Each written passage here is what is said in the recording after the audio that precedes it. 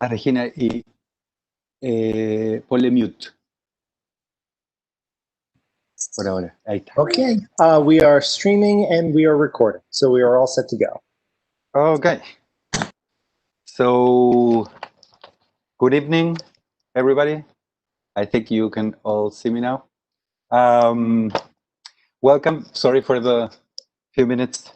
We had some technical problems, but I think everything's ready now. So, welcome. Thank you, everybody that joined us tonight. My name is Cesar Barros. I'm an immigrant.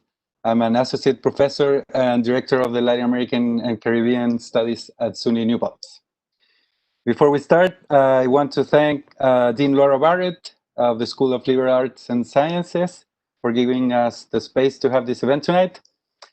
And also many thanks to Despina Williams Parker for working with us every step to make sure this event was possible. Our panel, which we entitled The Long Struggle to End the World as We Know It, is part of the Without Limits series organized by Liberal Arts and Sciences. This year, the theme of the series is framed by the question, the end of the world as we know it, and invite us to think the current conditions under the pandemic. We at Latin American and Caribbean Studies thought that our intervention in this space was important. We felt invited to interrogate the question itself. Whose world are we talking about? And who is that we that knows in the original question? The pandemic, no doubt, has made things bad. It is clear that it has made things worse. Furthermore, we have heard a lot that the pandemic has made the precarious state of things more visible. But more visible for whom? There's an implicit subject there.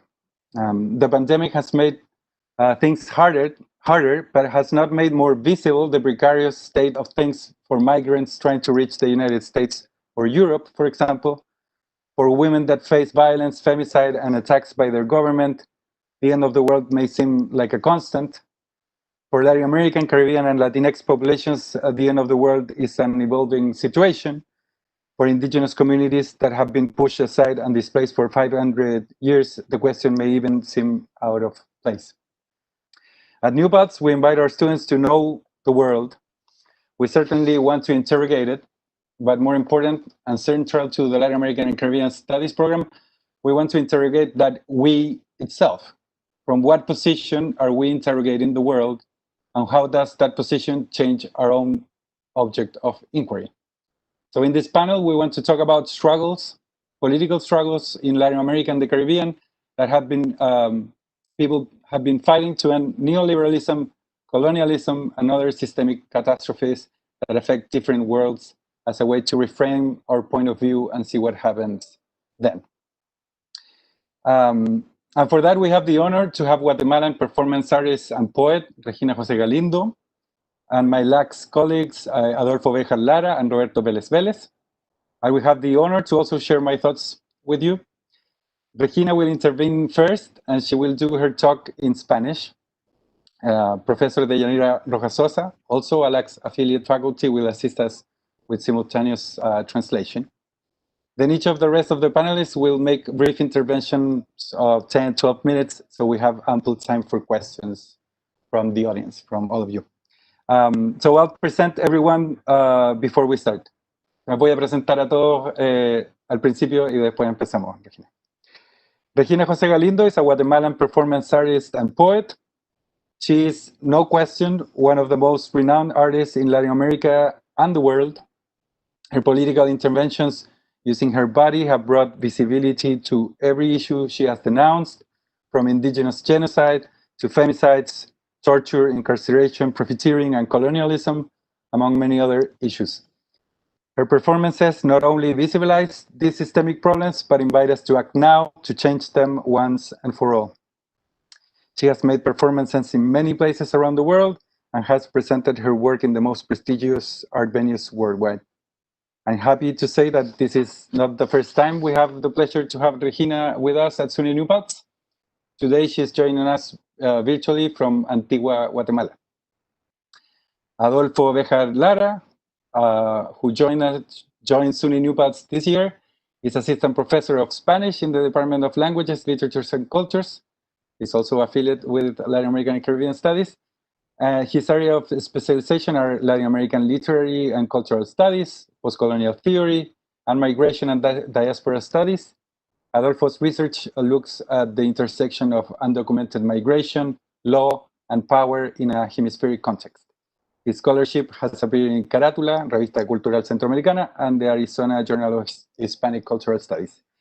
Roberto Vélez Vélez, who is joining us virtually from Puerto Rico, is associate professor in the Department of Sociology and affiliate faculty for LACS and the Centro Interdisciplinario de Estudios del Litoral at the Universidad de Puerto Rico. His work focuses on social movements, memory, and collective action. He is currently in Puerto Rico under an NSF grant, working in a collaborative project with Professor Jacqueline Villarrubia Mendoza from Colgate University, examining the emergence of mutual support initiatives in post-Hurricane Maria, Puerto Rico. Part of this research has been published in the Latino Studies Journal, and their latest article will appear in the upcoming issue of the Centro Journal. So without further ado, I think Regina will start with her presentation. Dale, Regina. Estás con mute. Buenas noches, gracias César por la invitación, gracias Dayanira por la traducción. Voy a hacer un breve recorrido por 4 piezas muy puntuales que he trabajado sobre la migración, que nos va a mostrar diferentes tiempos de esta situación en relación a los Estados Unidos y el territorio centroamericano. Thank you very much. I'm going to clarify, when I say I mean Regina, but I just want to be... thank you very much, Cesar, for inviting me. And tonight I'm going to present about 4 pieces of work that I've been doing about immigration, especially focusing with the problems with the United States and Central America, and how is that going on right now with the pandemic.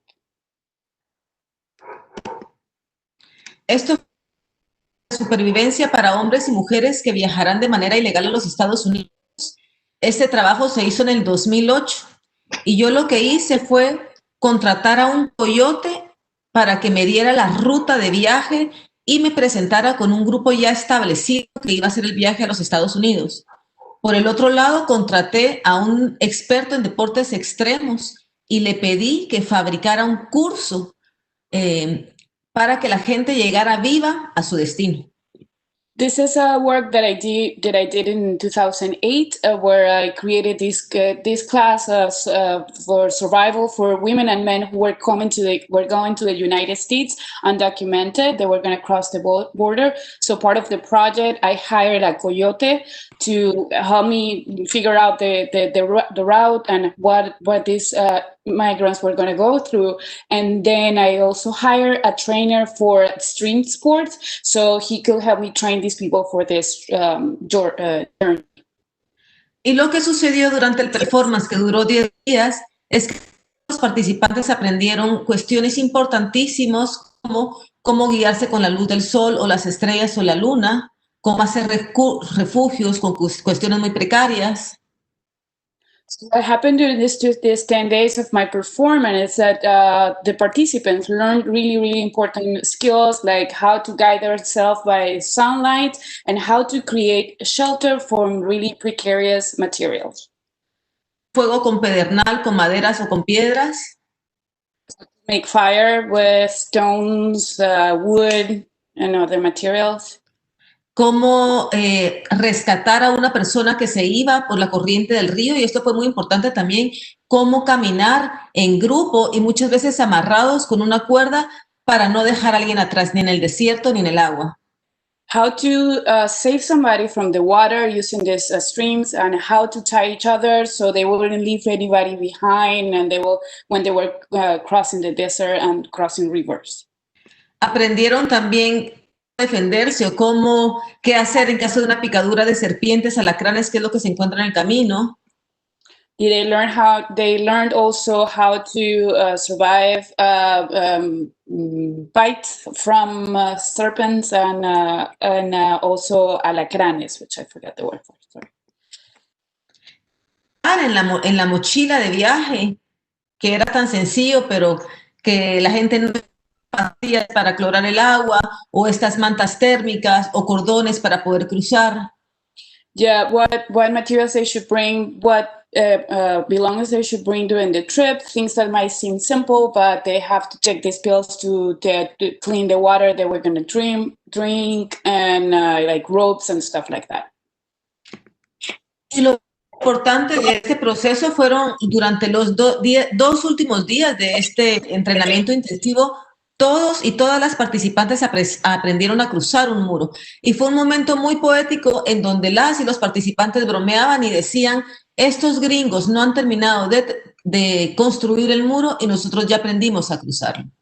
The most important part was that the last 2 days they were learning how to climb a wall, and it created a very special moment, funny and very remarkable, because they were laughing and saying, "These gringos, I mean Americans, are not done with their wall, and we already know how to cross it, how to."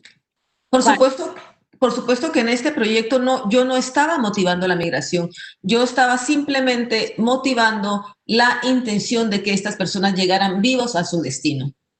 This project was not to promote immigration and documented immigration. That was not my goal. My goal was to help these people to learn skills that will help them survive the journey. ¿Por qué este proyecto es importante en este momento? Porque las cuestiones han cambiado radicalmente. Antes los viajes se hacían con coyote en horas por la noche en caminos oscuros. This project is very important because the situation has changed a lot in the last couple of years. Before, they used to do the trips with coyotes at night. La situación cambió desde el 2018, cuando sale de Centroamérica la primera caravana centroamericana de migrantes. The situation changed in 2018 when the first caravan left Central America, started in Central America to come to the United States. ¿Por qué es tan diferente y tan importante las caravanas de la centroamericana? Porque son familias completamente desamparadas y en la miseria que deciden hacer el viaje sin necesidad de coyote. Why is so important? Why is so important? Why are these caravans so important? Because it includes a lot of families that decide to take this trip without spending the money and using a coyote. Estas caravanas van de día, van sin ningún tipo de protección, van sin ningún centavo en la bolsa y han cambiado radicalmente la forma de ver al migrante. El migrante ya no es la persona que se esconde, el migrante es la mujer que viaja con sus hijos, uno en el pecho y uno en la espalda. These caravans have really changed the image of the immigration. The immigrant is not that person who hides anymore in the dark. It's a mother who is carrying one of her kids in her back and another kid in the front. So they are more visible. En el año 2008, cuando yo realizo este proyecto America's Family Prison, la legislación en los Estados Unidos también era distinta. The legislation was also very different when I did this project, that it's in the picture, the America's Family Prison one. En esta pieza yo rento una celda real que se utilizaba para prisioneros centroamericanos en cárceles en las fronteras de Estados Unidos. In this performance, I rented a real prison that was used to incarcerate families in the border. Estas cárceles eran utilizadas en estos años para encerrar a familias centroamericanas. These prisons were used at the time to incarcerate Central American families together. Eran igualmente operadas por ICE. They were also operated by ICE. El performance consistió en que yo habité esta celda durante 36 horas con mi pequeña hija y mi esposo. This performance included me living there for 36 hours with my little daughter and my husband. En este año 2008, el gobierno de Estados Unidos pagaba al dueño de la prisión privatizada $77 al día por cada persona encarcelada. At this point in 2008, the U.S. government was paying the people in charge of the prison $77 a day for each person incarcerated, each migrant. En este momento se dieron cuenta que aprisionar migrantes centroamericanos era un gran negocio.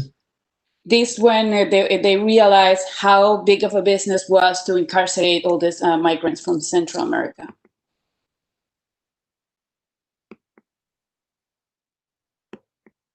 Y este negocio que florece durante estos años llega a su clímax en el gobierno de Donald Trump. This business that started flourishing during these years became even better during the Trump years. Durante la administración de Trump, posteriormente a las caravanas, se instaura en Estados Unidos el nuevo programa de tolerancia cero. After these caravans, during the Trump presidency, after these caravans were very visible, they created this law of zero tolerance. Por un lado, estas prisiones para familias centroamericanas desaparecen. Por el otro, se crean grandes y grandes hangares, nuevas prisiones, nuevos campos de concentración solamente para niños. So on one hand, these prisons disappear, the ones where they were keeping families, but then they become the big business to have these huge spaces where they were incarcerating children. Estos niños son separados de sus padres o muchas veces viajan solos y son enviados a estos hangares en donde han muerto 5 niños centroamericanos y otro número de niños de la región. So these places where they keep the kids, they are separated from their parents or they were kids who were traveled by themselves, and 5 of them have died from Central America and others from other regions. Voy a mostrarles el audio de la madre de Carlitos, que fue con una de las madres con las que yo me comuniqué de los niños muertos en las prisiones de Estados Unidos. So this is the audio of Carlitos' mom. He was one of the kids who died in the prison, and I talked to her.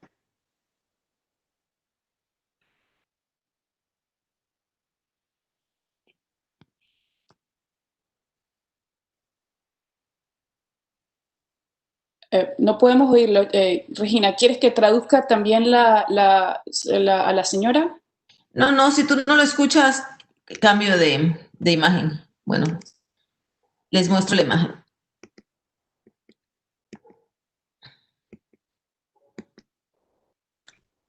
Es Juan de León Gutiérrez, uno de los niños que murió en prisión, 16 años. Los 5 niños guatemaltecos murieron por causas completamente salvables. This is Juan de León Gutiérrez. He was 16 years old and he died under ICE guard. I don't know, imprisoned by ICE, and all the 5 Guatemalan children who have died in this prisons were died by reasons that were completely preventable. Esta fue Jacqueline Cal McKean, fue la primera niña que murió en esta prisión, y la muerte de Jacqueline puso el aviso y puso esta situación en el ojo de this is Jacqueline. She was the first one who died, and her case was the one that brought attention to what was going on and the abuses in ICE custody. Este es Felipe Alonso. This is Felipe Alonso, 8 years old. Este es Carlos Gregorio Hernández Vázquez, y más de una persona habrá visto el video. Carlitos fue el niño que dejaron morir y el video corrió en todas las redes. Pudimos ver cómo él estuvo con una fiebre altísima, cómo colapsó su cuerpo durante horas y nadie hizo nada por él y lo dejaron morir frente a las cámaras encendidas. This is Carlos Gregorio Hernandez. Some of you might have seen the video because there is video when he was dying. He had a high fever and he was really suffering, and they saw him this and they didn't intervene, and he died on camera. There's a video of it. Y el más pequeño de los muertos guatemaltecos, que fue Wilmer Ramírez. ¿Y por qué muestro también esta información en comparación con la primera pieza, America's Family Prison? En el año 2008, el gobierno pagaba $77 al dueño de la prisión por cada individuo preso. En el año 2019-2018, el gobierno de Estados Unidos pagaba a cada dueño de estas prisiones $750 al día por cada uno de estos niños en prisión. Okay, so the reason this is Wilmer Josue. He died. He's a 2-year-old, and the reason I'm showing this performance with my previous performance, the American prison one, is because, as I told you before, in 2008, the U.S. government was paying $77 to these prisons for every migrant, and currently it's paying $750. César? $750 for each migrant in prison. Hay más de 500 niños centroamericanos a los que se les perdió la pista. There are more than 500 children that they are missing. We don't know what they lost their records. De este lado del mundo, en Guatemala, que somos sus vecinos tan cercanos, no nos alegramos del todo por sus elecciones recientes. From this side of the world, from Guatemala, we are close neighbor. We're one of your closest neighbors, and we are not that happy about these elections. Sabemos que está muy bien y celebramos el hecho de que Trump deje la Casa Blanca. We are happy and we celebrate that Trump is leaving the White House. Pero no estamos seguros de que la nueva administración traerá nuevas oportunidades y una nueva vida para los guatemaltecos. We're not sure that a new administration will bring a better life and new opportunities for Guatemalans. La madre de Felipe me llamó unos pocos días de sus elecciones y me preguntó. Felipe's mom called me a few days before the election and she asked me, Señor Regina, con este nuevo señor que queda de presidente, ¿mi hijo va a aparecer? Miss Regina, with this new man, this new sir, if he becomes president, it's my son going to appear? Ella perdió un hijo que murió en la prisión y el otro hijo es uno de los 500 niños que aún sigue desaparecido. She lost one of her kids in prison, who died in prison, and the other one disappeared. It's missing. Así que gracias por escucharme y esperamos que esta nueva administración en verdad es para esta región guatemalteca. Thank you for listening to me, and we really hope that this new administration will bring some flowers and good news to this way, to Guatemala. Estaríamos todos aplaudiendo, Regina, ahora si estuviéramos en vivo. We would be clapping. Gracias. Thank you. So we didn't. I don't know the order we want to go. Maybe Adolfo, because you I think your subject is closest, at least geographically and maybe topically. Maybe you can go next.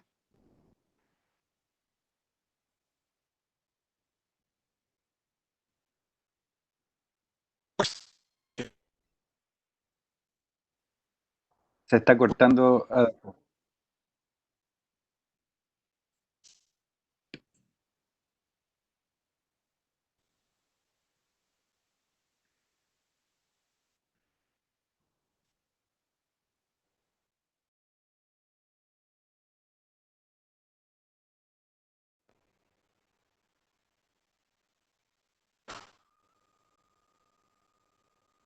Ahí parece que sí.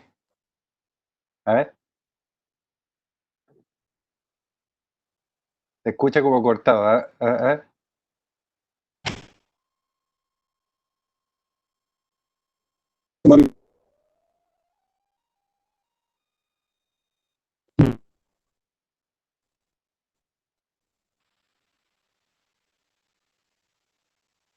Y no sé, yo escucho medio cortado. No sé los demás.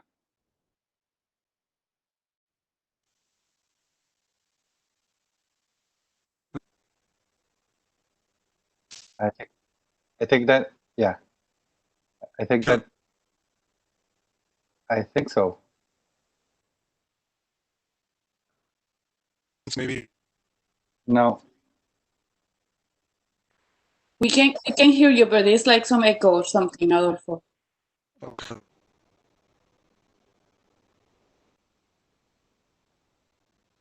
My head.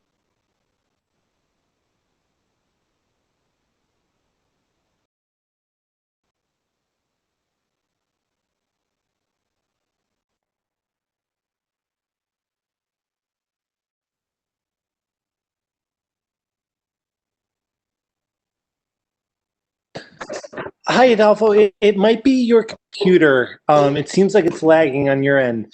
If you want to try, if you have a phone handy, what you can do is if you go to event info in the top right-hand corner, there's a phone number you can call, and then it'll ask you for the access code and then your attendee ID number.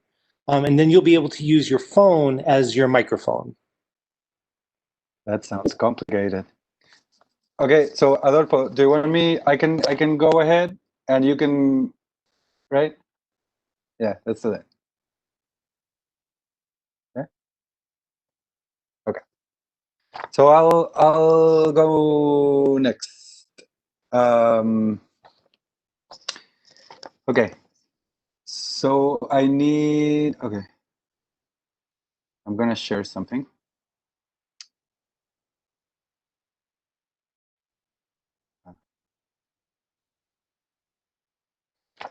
Okay. Can you hear me? I think so, right? Yeah, we can hear you. Okay. Thank you.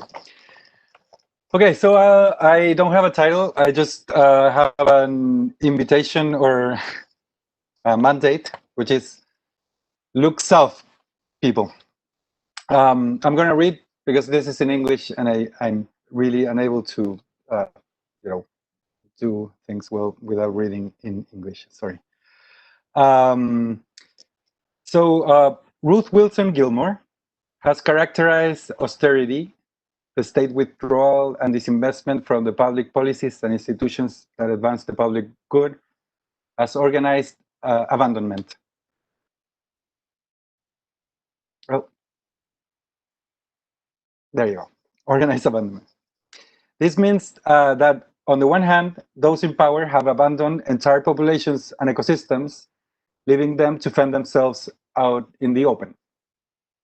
On the other hand, this abandonment is organized. This is Wilson Gilmore's point.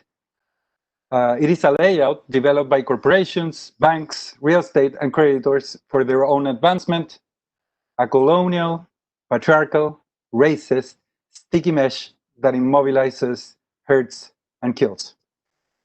This organized abandonment, this sticky mesh, is where we live, and we call it neoliberalism. Neoliberalism has sought to normalize itself in many ways.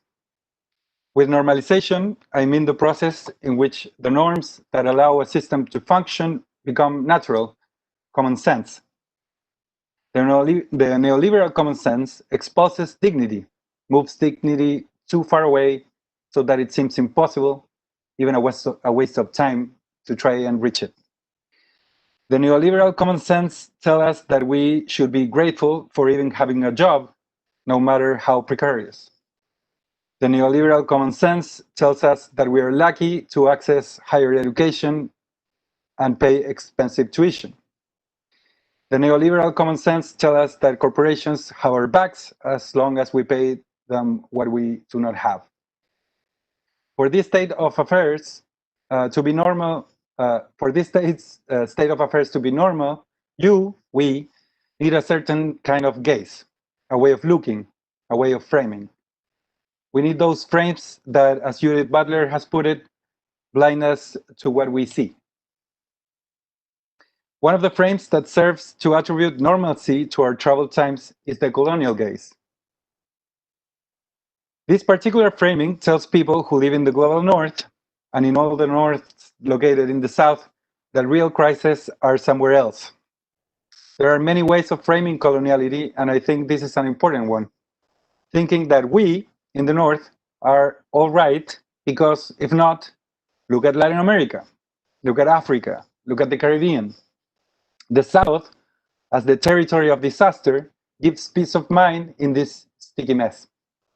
Neoliberalism has indeed brought disaster to the people that live in the South. But looking at these populations as just victims is part of the neoliberal common sense. It is a construction of the colonial gaze. No matter the disaster, no matter the exploitation, communities in the South have always resisted, have always organized against abandonment. And we, those who live in the North, no matter our circumstances, have the duty to look south, to learn from their struggles, their ways of organizing, and reestablishing dignity. Tonight, I would like to talk very briefly about what has been happening in the past year in one of the most southern territories of the South. And that, it is fair to say, it is one of the strongest enclaves of the North, Chile. Chile is my country of origin, the place where I base my teaching and research, and where half of my spirit lives in. Some of you may have heard that there was an uprising in Chile. The uprising started on October 18, 2018, a week after a massive indigenous uprising in Ecuador, 3 months after Puerto Ricans ousted their governor, and 7 months before George Floyd was murdered by a white policeman, igniting the massive grassroots response we have all seen or participated in. I have no time to go over the history of the 4 decades of steady strengthening of abandonment in Chile. Let's say that it started with a civic military dictatorship organized by Chilean elites and backed and financed by the Nixon's administration, and subsequently supported by Ford, Reagan, and Bush. It has been called the Chilean experiment, the laboratory of neoliberalism. But these characterizations, which are fairly accurate, run the risk of overgeneralizing things. This laboratory meant the end of a century of advancements made by the working classes, the loss of labor rights, the selling for pennies of most state-owned companies to Chilean elites and northern corporations, the privatization of health, education, and yes, social security. It meant the further persecution and displacement of indigenous communities, the destruction of native ecosystems and their replacement with monoculture forests, the privatization of water rights, and the drying of lands so people in the North can eat as much avocado as they want and have their lithium batteries readily available. It is called a laboratory because the people who made it, with the power of tanks and guns, wanted to prove it worked as a system. And the judges, the elites in the North and South, gave their verdict. It works, they said. And the implementation of the same system followed suit North and South. For 4 decades, the Chilean state has transferred its obligation to secure the well-being of the people to private companies.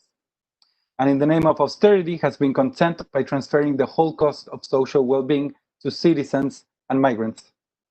In a system like this, which I'm sure sounds and look familiar to many of you, real wages have stayed the same for decades, labor is more and more precarious, and the only way to survive and to try to advance is through debt. Debt. Debt. The technologies of debt have developed so much since that experiment. And in Chile, debt is the only form of survival. Organized abandonment has changed the experience of temporality for the majority of Chileans, migrants, and indigenous communities that live in the territory.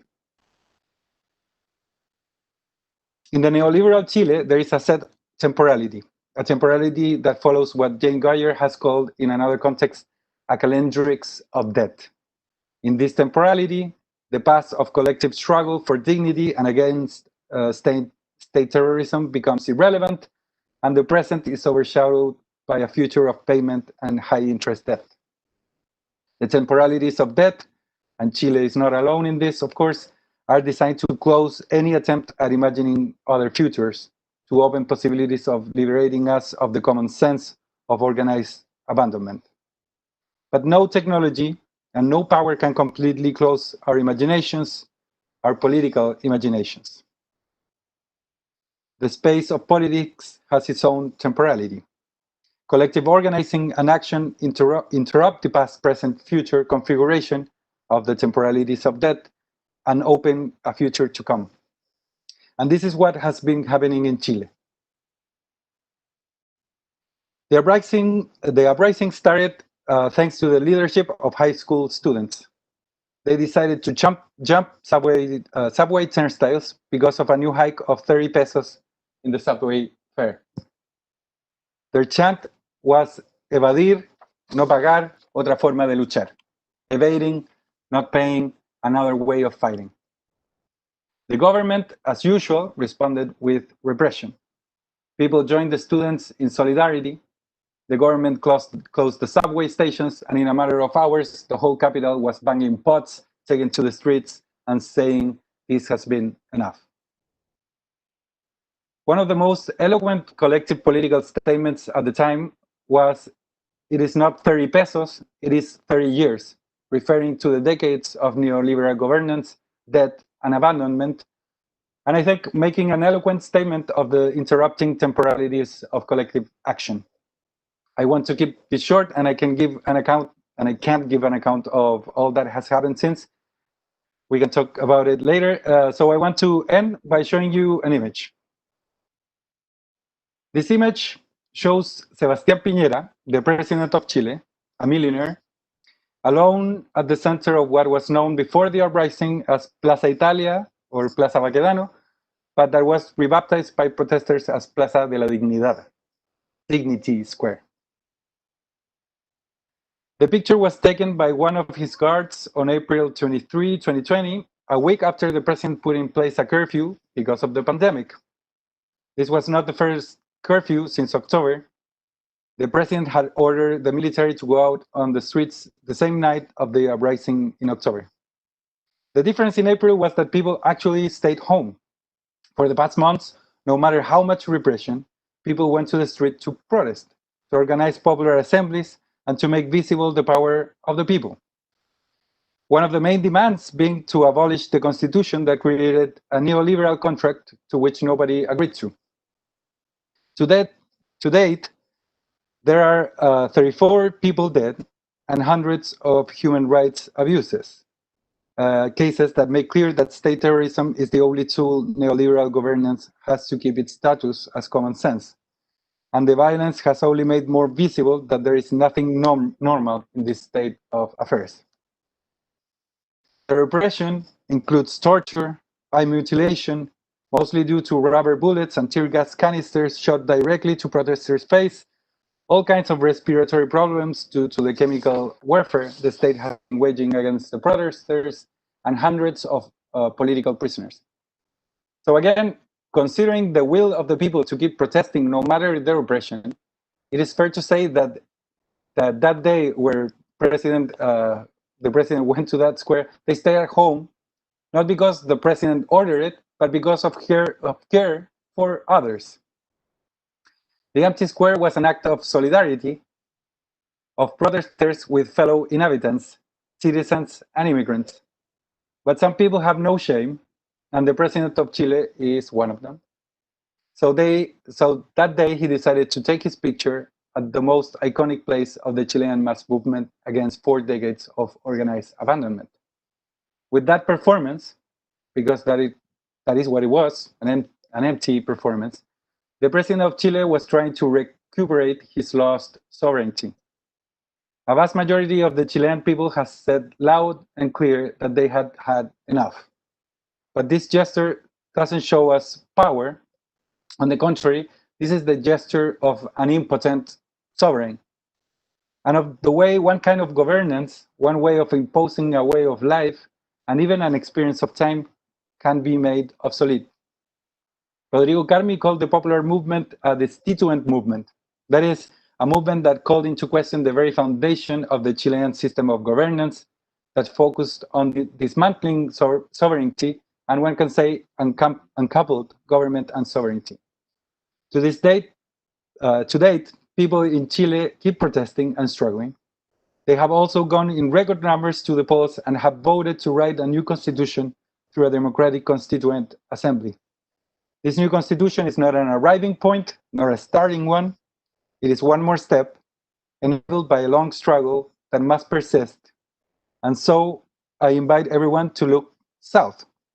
If Chile was the laboratory for the contemporary form of organized abandonment, it has always been a model of resistance and creative struggle. Thank you.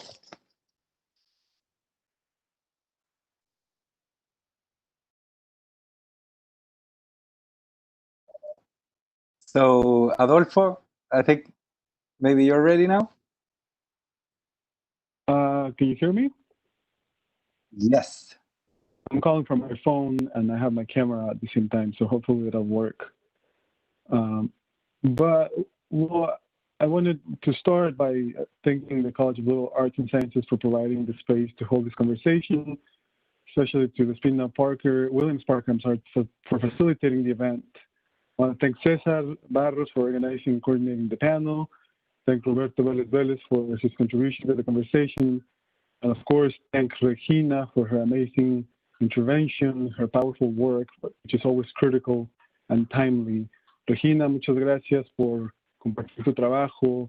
Como siempre, tu trabajo ha sido importantísimo y para pensar nuestro presente y imaginar diferentes futuros. Así que muchas gracias. And of course, also thank you to Deyanira Rojas Sosa for the difficult task of simultaneous interpretation. I'm hoping that my short intervention will intersect with some of the things and topics that Regina kind of touched upon during her presentation. And I wanted to start by thinking about how one of the things that the pandemic has done is it has recentered the nation, right? It has recentered a vision of the national community and has recentered this idea of local, right? And it has done so, rightfully so, because we are worried about the immediacy of the effects of the pandemic on our communities, on our families, and those of us who are the closest to our circles and communities, right? But in a way, these kind of like recentering of the local, of the community, of the national, has also constricted our social and political horizon, right? So during the pandemic, sometimes we have stopped looking at the struggles of different communities beyond the immediacy of the national conversation. For example, we haven't been looking, or we didn't look enough to the South to think about what it meant that Evo Morales won the election in Bolivia, what it meant for the return of democracy over there. We didn't also look to the much anticipated constitutional plebiscite in Chile that Cesar alluded to, that will hopefully undo years of toxic neoliberal governance. And even more recently, we didn't look at the destruction of hundreds of communities in Central America due to the Hurricane Eta that just ravaged the area. So thinking about what's happening beyond the immediacy of the national conversation that we have here because of the pandemic and how it has made us just think about our communities, our local communities, I would like to kind of briefly in this intervention comment on the intensification of migration from South America, Central America, the Caribbean, and Africa that's making its way through Central America and Mexico towards the United States. And I think one of the things that I want to remark is that these migrations are continuing to happen despite, and in some instances, because of the pandemic. And specifically, I'm interested in the reappearance of the migrant caravan, which has been a conversation of much debate in Mexico and in some Central American countries and in the United States, specifically when it comes to deploying it as a topic of conversation and as a topic of anti-immigrant sentiment.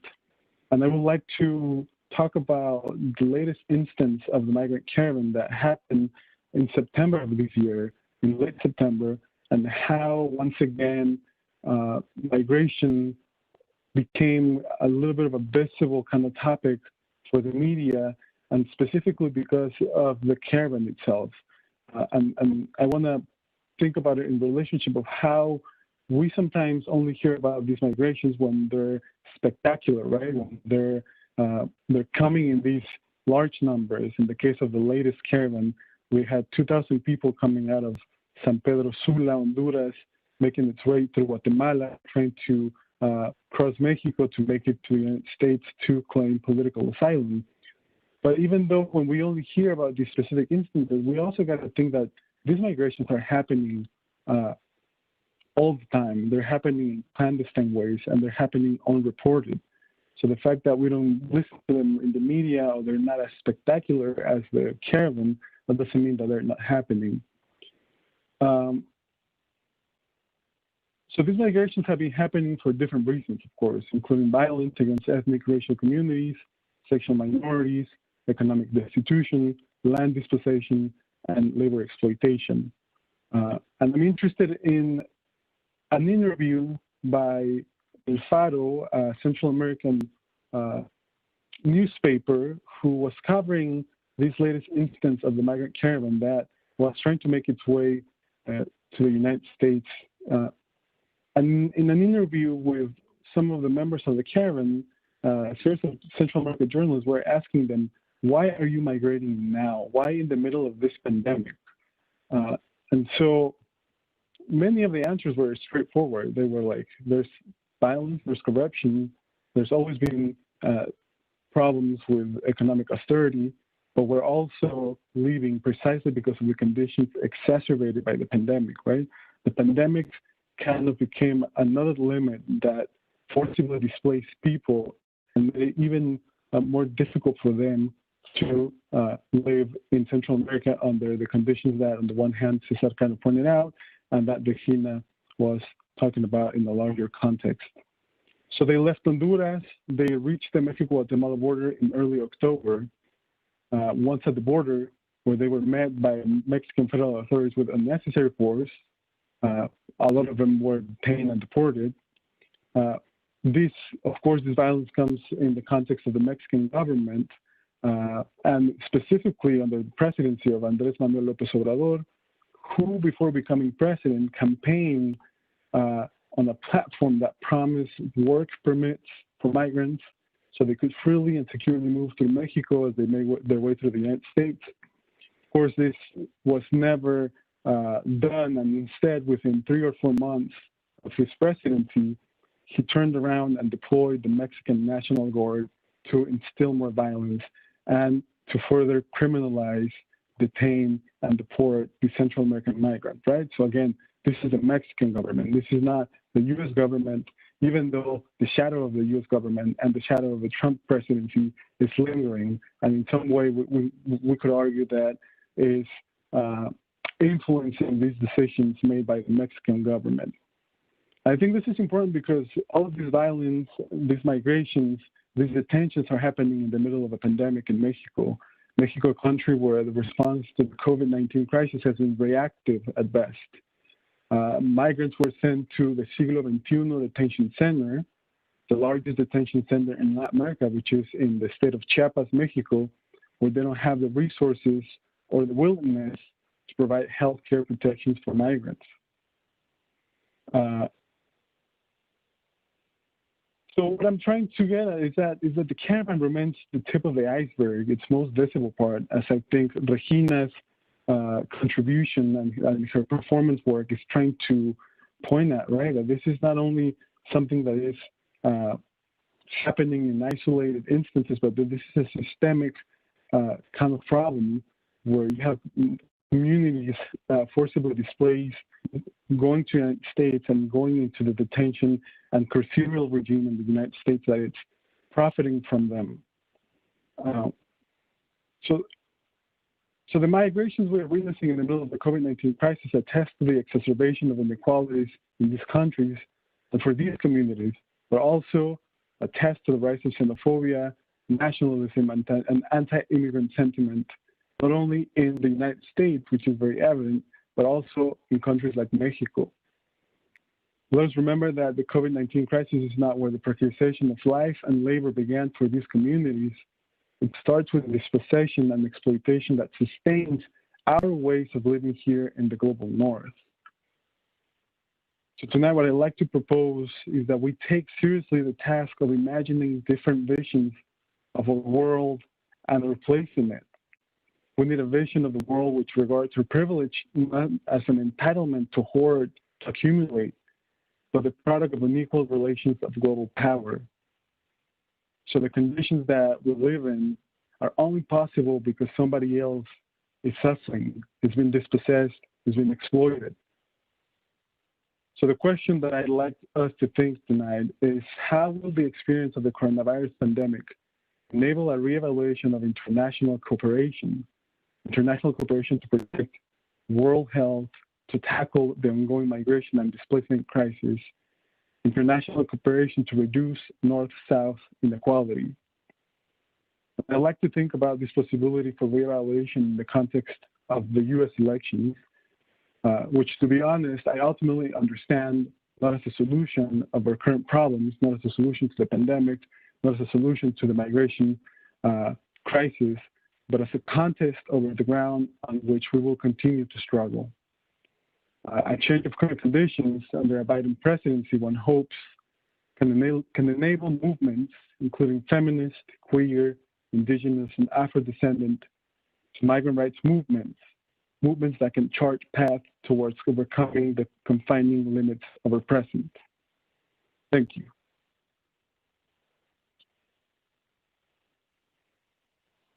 Thank you, Adolfo. So I think Roberto is up. Are you good, brother? Yeah. You have to unmute yourself, though. Yes. So we're going to be talking about precarity, right? And what best example of precarity that our grid is really fragile, and I've been in and out of power for 24 hours.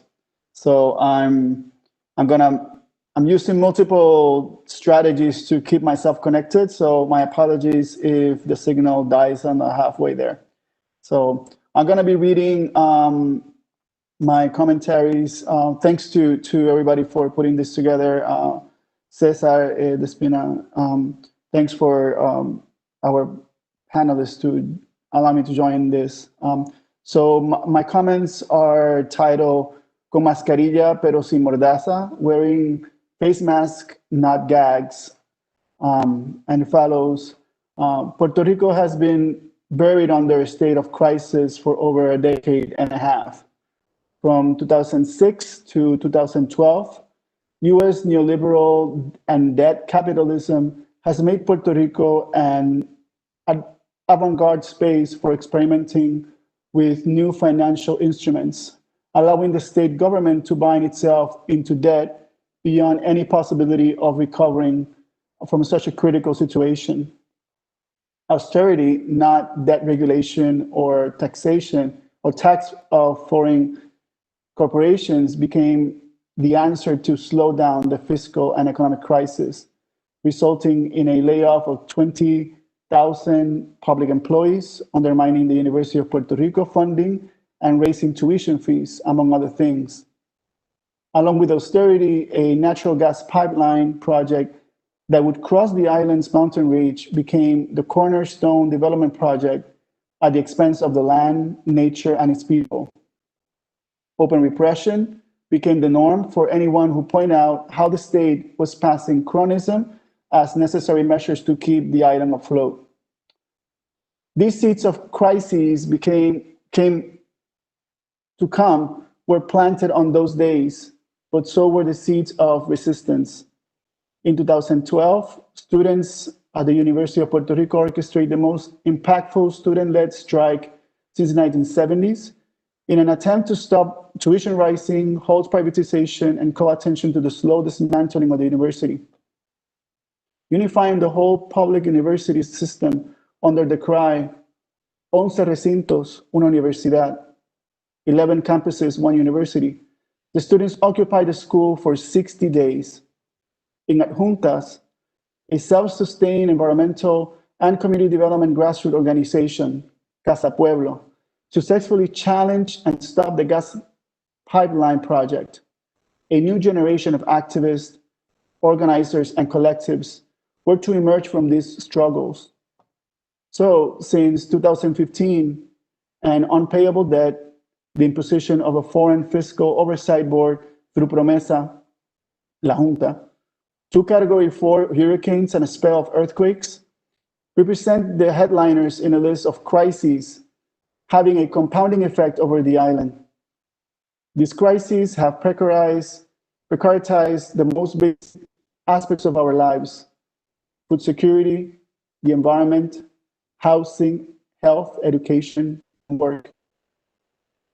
Many have also called for action with innovative strategies to construct alternative futures.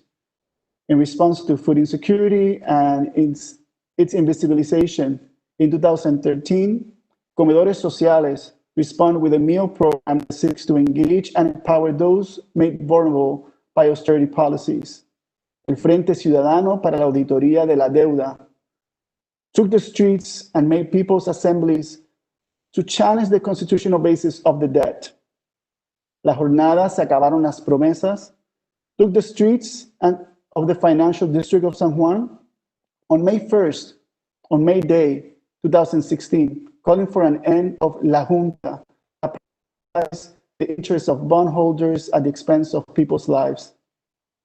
After Hurricane Maria, Centros de Apoyo Mutuo, mobilized by solidarity and principles of mutual support and autogestión, create spaces to nurture communities' capacities to identify the problems, propose responses, and implement solutions to issues such as housing, food, health, and unemployment. In the face of these challenges, many communities have come to a clear awareness that such crises were rooted in institutional and colonial decision-making processes. So it must not take us by surprise that in the face of COVID, people would also identify those socio-political contours in the crises and adapt their resistance to the times. So around last days of April of this year, I received a call from a friend inviting me to a protest right in the middle of the lockdown declared by the government of Puerto Rico. The protest in those days, very innovative, was a car caravan circling the studio of a public television station where members of the medical task force were going to gather to address the public in a simulacrum of public engagement. This protest was meant to point out the erratic response from the state to the new national crisis, the need for support to health professionals, and the clear irregularities concerning rapid test purchases. That caravan resulted in a massive demonstration, eventually unraveled other ones. Within these demonstrations, a hashtag emerged, con mascarilla pero sin mordaza, wearing mask, no gags. Though under COVID, circumstances were not normal, there was a clear intention of imposing some normativity.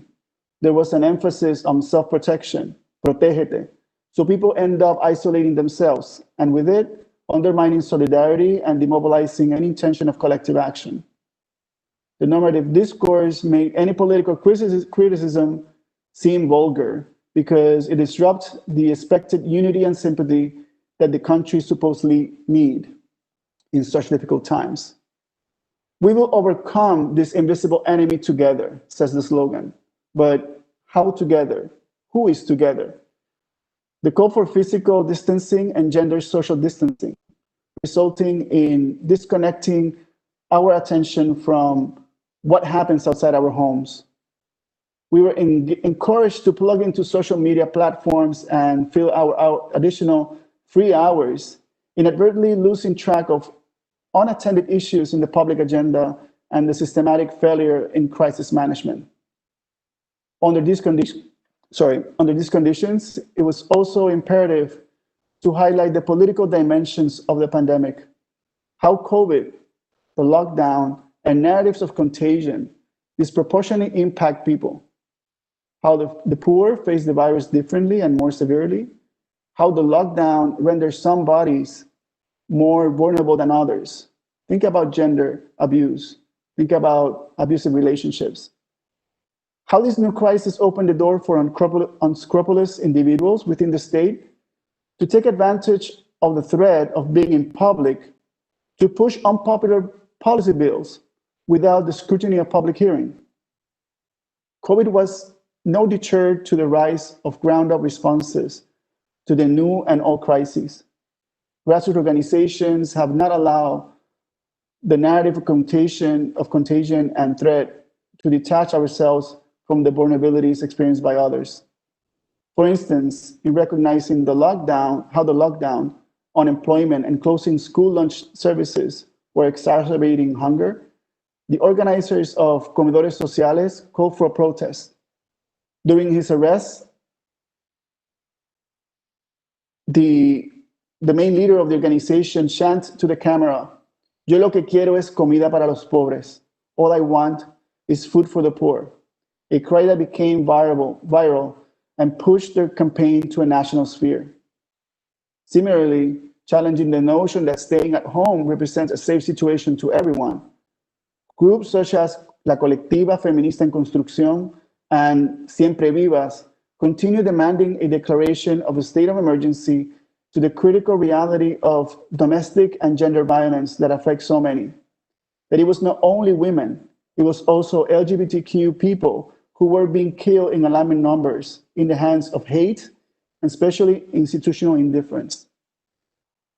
Facing the prospects of losing another school year, some communities, along with Centros de Apoyo Mutuo, create aulas virtuales, virtual classrooms, a measure to reduce the digital gap that have left so many students disconnected and behind. These spaces help communities to acknowledge the institutional neglect they experience, while at the same time empowering them to recognize their capacity to demand and keep the state accountable. After Maria, I remember hearing people commenting, "El pueblo salvó al pueblo." The people saved the people. And that was a lesson that stuck with many then and still referential today. Solidarity, not charity.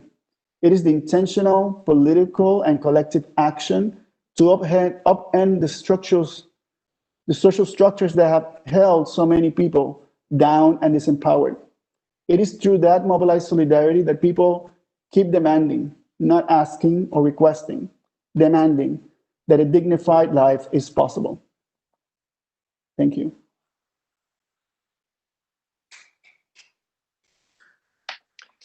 Gracias, Roberto. Thank you, Roberto. I'm going to go off the video just for signal's sake. Okay. So, so now we can, I guess, take questions from the audience. Regina, vamos a ver si podemos tomar preguntas del público. So there are two ways of doing this. You can either, if you want to speak, you put your hand up. There's somewhere you can press a hand, and then Mike will let you speak, or you can write on the Q&A thingy, and we'll take your question. So we'll give you a moment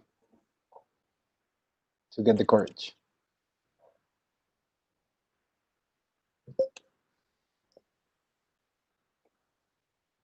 A ver qué pasa con las preguntas. I see that Stephen Pempanella has his hand raised. Shall I go to him?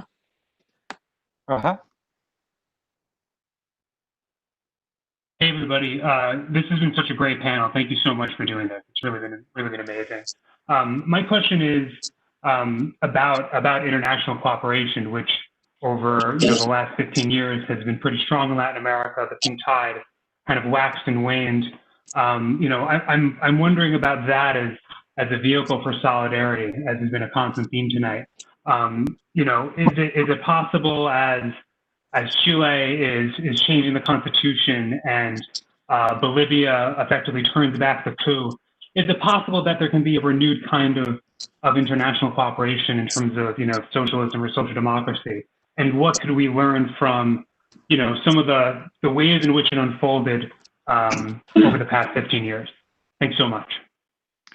Ok, Regina, te voy a traducir la pregunta es para todos, supongo, pero lo traduzco al español por si se te ocurre algo para responder. Estaba preguntando, Steven, que es un profesor acá en la universidad, pregunta sobre estrategias de cooperación internacional, sobre si hoy en día con las cosas que han estado pasando en Latinoamérica es posible pensar en nuevas formas de solidaridad internacional. En realidad no dijo cooperación, sino solidaridad.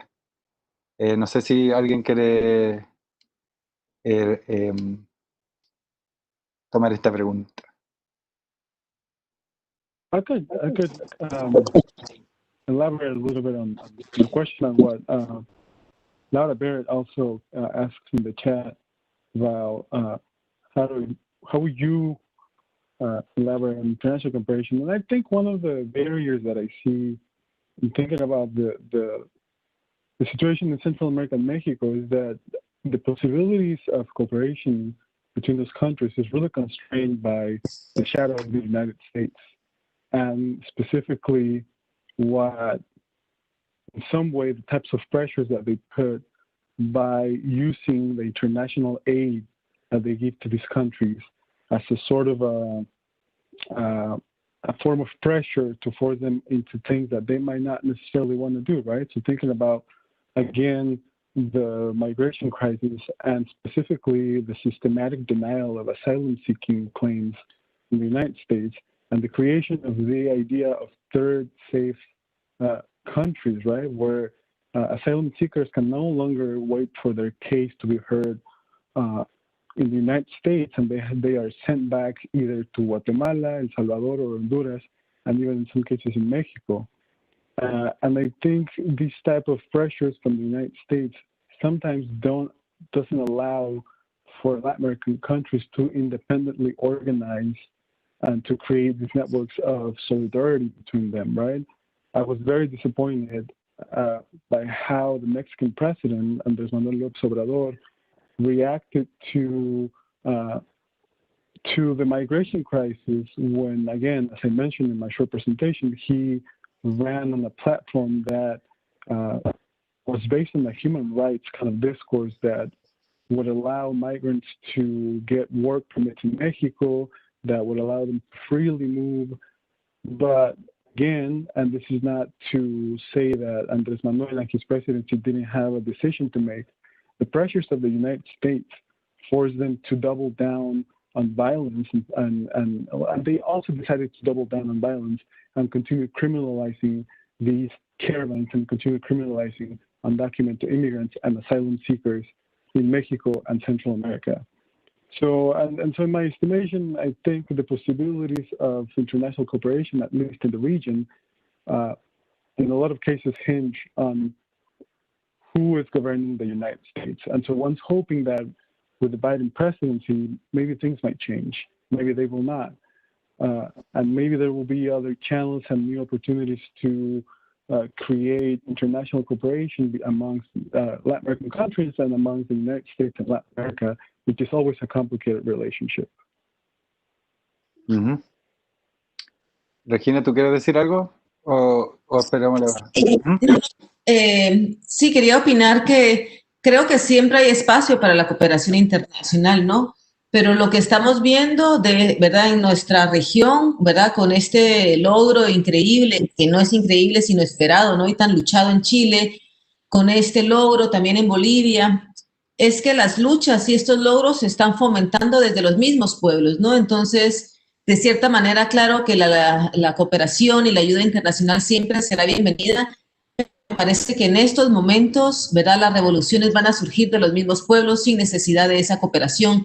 Y en Guatemala también hay un movimiento importantísimo que se llama CODECA, que ha sido un movimiento campesino que existe desde hace muchísimos años y que esperamos que también resulte, ¿verdad? Posiblemente, ellas ya participaron en la última vuelta electoral y posiblemente logren algún escaño o diputaciones en las próximas elecciones, ¿no? Así que, ¿verdad? Solo, ¿verdad? Un poco lo que tú mencionabas también en tu charla, César, ¿verdad? Estas luchas, pues por fin están dando sus frutos, así que esperamos que toda Latinoamérica también sea como un fosforazo que se contagie en la región y que seamos nosotros mismos quienes salimos a luchar y a pelear por nuestros propios logros.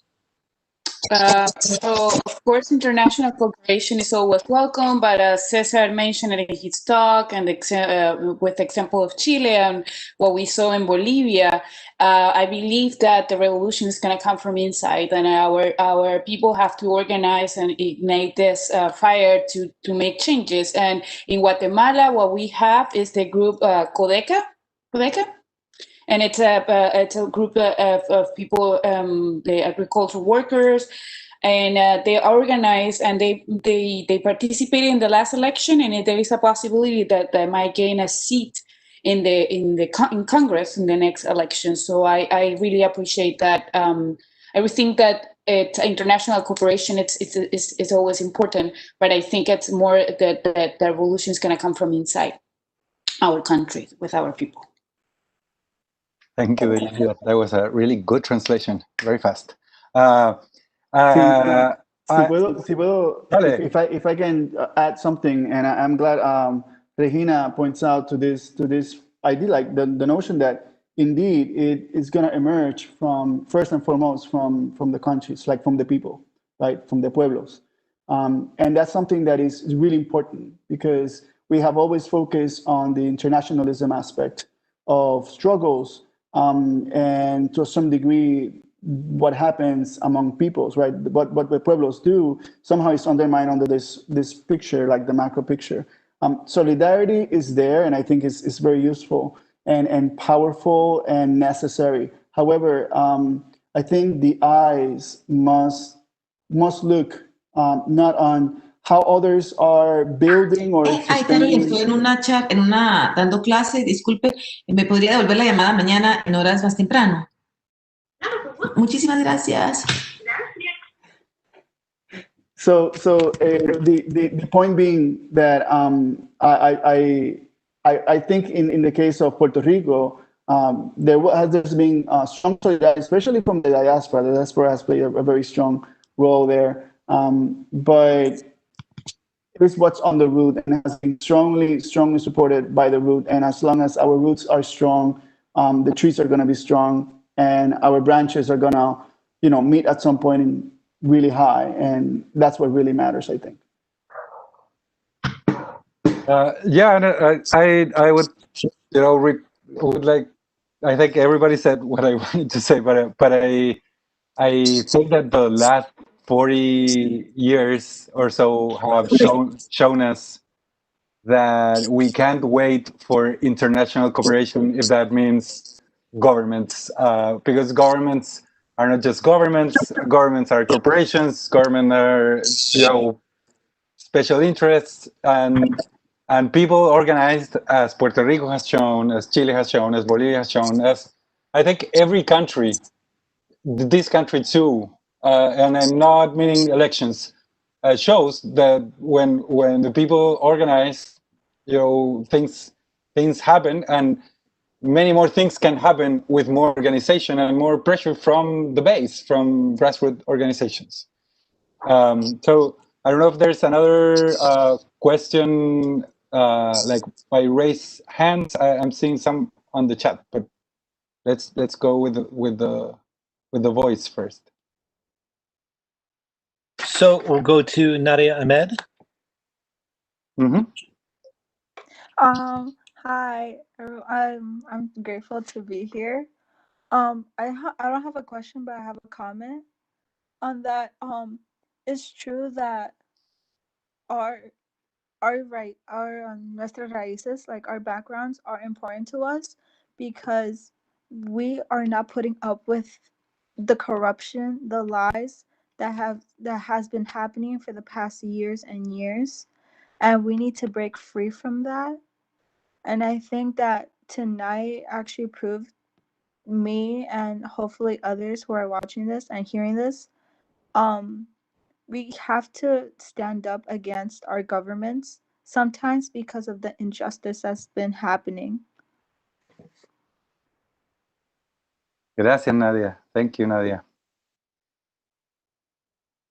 Mike, is there? We can't see your hands. Mike has to tell us. That's why there are no other hands raised at the moment. Okay, and so we do have questions in the chat. I'm seeing several.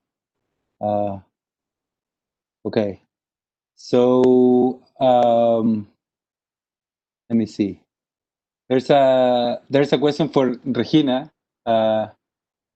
Regina, voy a traducir la pregunta. ¿Cómo, sobre para ti directamente, cómo ha afectado el COVID-19 tu trabajo? Si estás trabajando en nuevos proyectos, algo que tenga que ver con tu trabajo del 2008 con migración. Y dice, solo puedo imaginar cómo estos eventos han impactado tu trabajo. Si puedes hablar un poco de eso. Y si Deyanira te puede traducir, fantástico. Sí.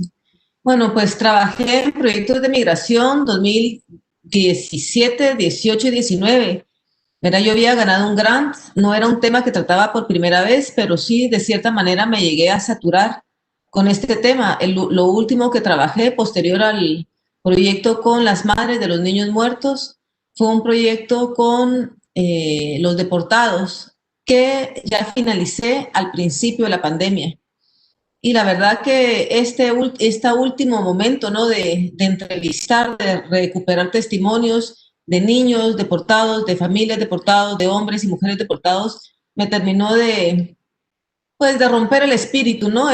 Había trabajado varios momentos de refugiados en Europa, mujeres refugiadas africanas en Italia, africanos en España. Luego me tocó la visión en Guatemala, que era tan trágica, y luego pues terminé con esta situación de los deportados, que simplemente es el fracaso del viaje y los sueños perdidos. Así que creo que durante un tiempo no tocaré más el tema porque yo también quedé muy afectada con estas historias. So I received a grant in 2018, 2019 to work in my project about immigration. I did that project in 2008, and then I took a break because it's really hard for me to work on these topics. But these projects included African migrants in Italy, women migrants in women migrants in Italy, African migrants in Spain, and in Guatemala. I was finishing a project at the beginning of the pandemic that was about deported Guatemalans that I was working with. And that's these projects, I think for now, I'm gonna take a break for a while because these projects really have broken my spirit. They take a toll on me. I realized that I didn't ask the question in English. So the question was, what was Regina doing? How does the pandemic has affected her work, and what is she doing now? And that was the answer. Y respondí solamente hablando directamente de proyectos de migración. La pandemia, por supuesto, que me afectó, fue una pausa, ¿verdad? De más de 7 meses, una pausa que durará 2 años, pero me mantengo siempre activa, es decir, todo el tiempo estoy en lives, hice este proyecto de agencia de desempleo y pues sí mantengo la idea de que un poco este eslogan lindísimo, ¿no? De con mascarilla, pero siempre en lucha, ¿no? Y esta es como la idea principal, ¿no? Que estemos bajo estas medidas represivas no quiere decir que nuestro trabajo de lucha se va a diluir o va a estar también en pausa. Así que de una u otra manera, pues yo sigo buscando la manera de seguir prendiendo fueguitos y motivo también a las demás personas para que hagan también lo mismo desde sus espacios.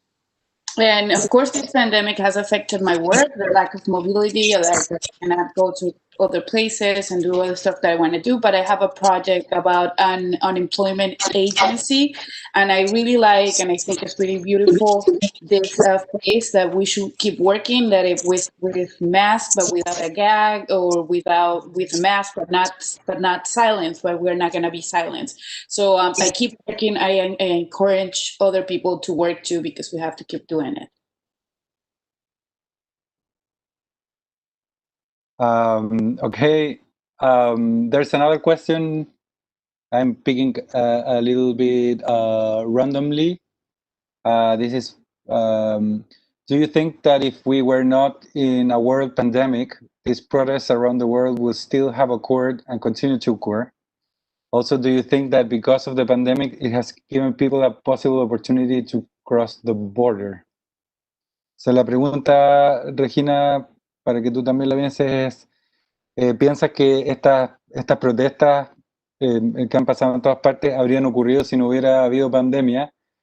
Y si pensamos que por la pandemia ha dado alguna posibilidad para cruzar la frontera.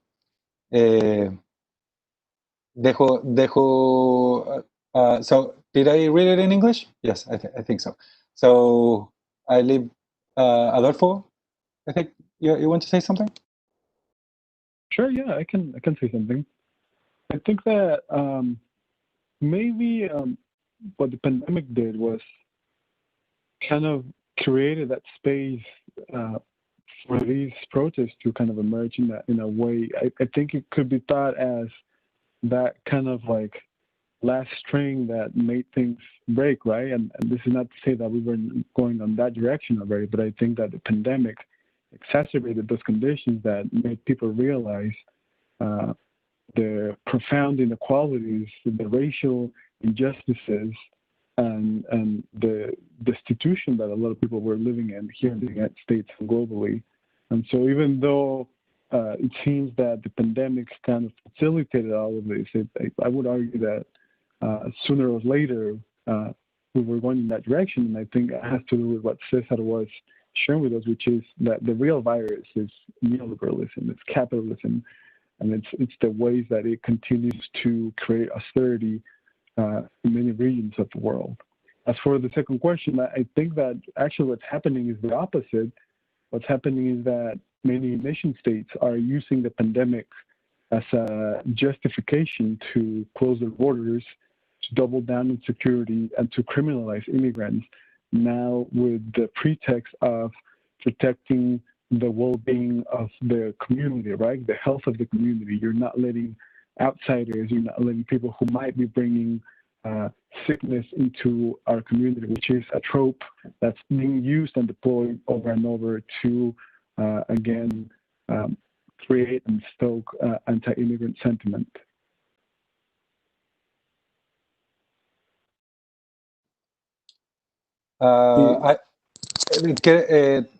Roberto, ¿quieres decir algo? Yes. If you can remind me, the question was about so I think that, like Adolfo mentions, how the COVID situation sort of exacerbate already existing inequalities, and that's a very important point to put across, right? These are not like issues such as inequality, neglect, institutional indifference. These are not necessarily new things. They're being there, right? So the exploitation of certain peoples or certain bodies, all those things being there before. The situation of COVID creates two things. On the one hand, for those who are more vulnerable, creates an additional burden, right? At the same time, it changes the focus or the attention of those who are more privileged to not being bothered or not being burdened by the situation. So that creates a situation in which those who are affected or carry the additional burden on this new conditions cannot reach, right? Those who are they become more invisibilized by the COVID, right? So that's why these movements or these struggles and the demonstrations need to continue happening, and they continue to happen because there is a recognition that not only COVID is not a problem, COVID is just another layer of problems for many people. And COVID cannot be an excuse or cannot be a reason to stop. Yes, we need to be careful. I had one of the comments sent to me in the chat saying, it's very interesting how, the same demonstrations that happened with Black Lives Matter, we saw people in the streets, we saw people with face masks, people trying to keep the physical distancing, but that didn't stop them being there and putting their bodies on the line, because this is exactly what this is about. The struggle needs to continue. The threat is not COVID. The threat is much bigger than COVID. COVID is just another layer on the struggles. So we must assume that people are aware of this, and the demonstrations will continue under this condition. Or even, think about Chile. How much repression do you really need to crack a people, and how many people need to die on the streets, right? For the message to be sent. That didn't deter the people to being there in the front line, on the street, in the neighborhoods, in the plazas, So the demonstrations were going to happen with or without COVID. I think we're gonna take a couple more questions, and there's one hand raised. I think Janice. Hola. Hola, hola. Gracias a todos por hablar. Cuando estaba hablando Regina, se me ocurrió una pregunta que ¿cómo es que se cuidan, que te cuidas durante hacer este trabajo tan difícil, que es súper fuerte? Y quiero preguntarles a todos la misma pregunta. So when Regina was speaking and saying that she's taking a break right now because the work is really intense, it occurred to me, like, what do you do when the work gets like that, and when it is super intense and you don't really realize what effects it's having on you? Like, how do you take care of yourself after such tough work, and how do you know that it is taking a toll on you? Because sometimes I know you just go because it feels so necessary. Yeah, thank you. Gracias, Janice. Regina, ¿querés? Oh, estás con mute. Pues hice una pausa con respecto a los temas de migración, ¿no? Porque creo que me llegué a saturar, pero no hice una pausa en mi trabajo. ¿Y cómo me cuido? Pues creo que no tengo esa respuesta. Cada proyecto o cada momento tiene sus diferentes estrategias. Pues la verdad es que nunca me he sentido en riesgo por el trabajo que hago y nunca he sentido que tengo la necesidad de cuidarme las espaldas por lo que hago. Así que no tengo estrategias de protección, simplemente trabajo y hago lo que tengo que hacer. So I was taking a break of the work with about migration because it's really hard, and it's but I never stop working, and I don't think I have an answer. I don't know if I just keep working and keep going because I enjoy it, and the work needs to be done.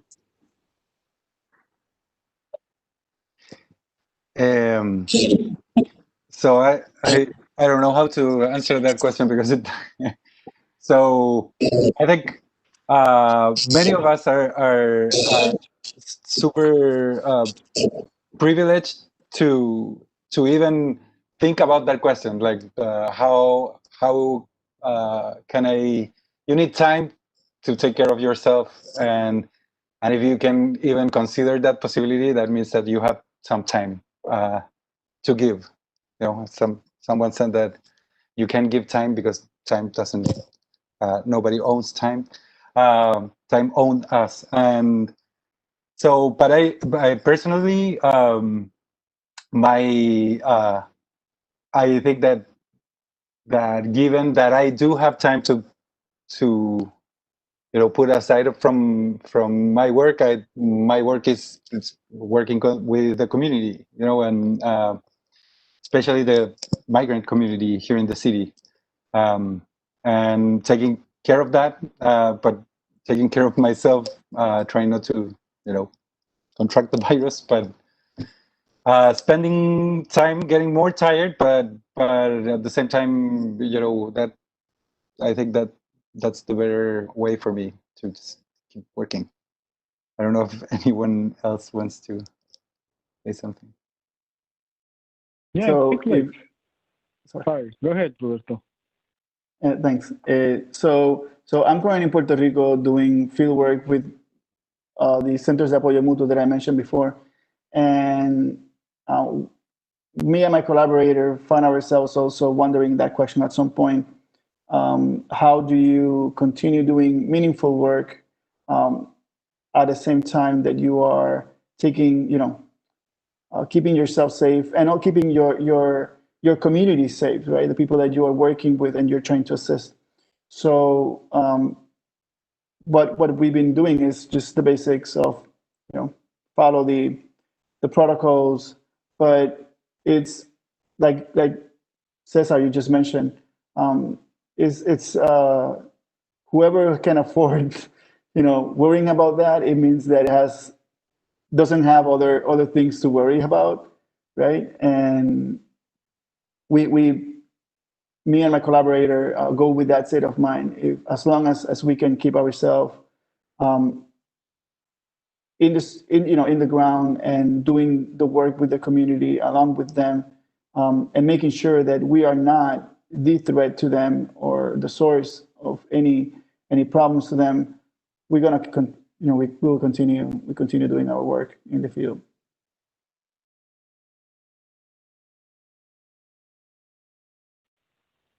Adolfo, do you want to say something? And then I think we'll wrap up. Not to. No, that's okay. I think you covered it pretty well. Okay, so I think we'll. There are many more questions, but we don't want to extend this forever. So I want to thank everybody on this panel and thank again the School of Liberal Arts and Sciences and everybody who is attending this panel. Sorry for not responding your questions. We will save them and maybe we can give you a response afterwards. Thank you, everybody. Thank you, Deyanira, for your great translation. Gracias, Regina, por tu participación, por tu valiosísimo trabajo y tus palabras. Y thank you, everybody. And have a good night in Puerto Rico, Guatemala, and all over the world, as Juan González says. Buenas noches. Gracias. Chao, chao. Gracias.